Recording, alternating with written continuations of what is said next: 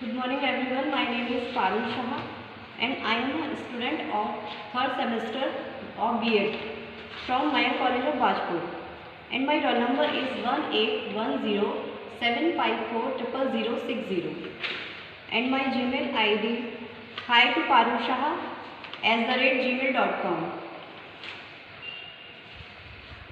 And now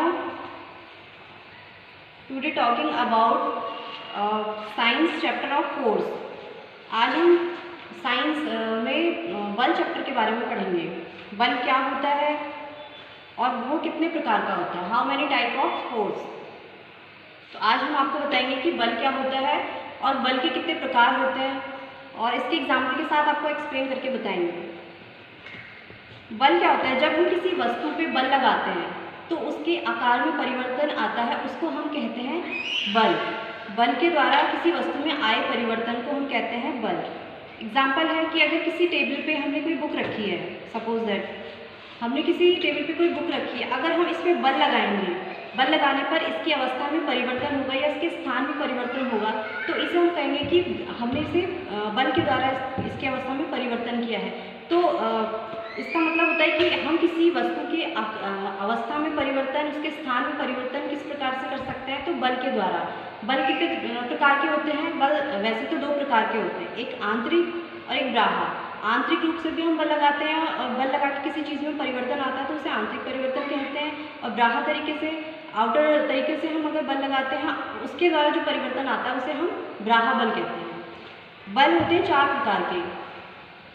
पहला होता है चुंबकीय। चुंबकीय बल क्या होता है? जो चुंबक के द्वारा जब किसी चीज़ में, किसी लोहे की वस्तु में हम अगर चुंबक लगाते हैं तो जो चुंबक होता है वो लोहे को अपनी तरफ आकर्षित करता है, तो उसके इस गुण को हम चुंबकीय गुण कह सकते हैं, या चुंबकीय जो उनकी रेखाओं के द्वारा उसमें जो अट्रैक्शन आता है, आकर्षण आता है, तो उसे चुंबकीय बल कहते हैं।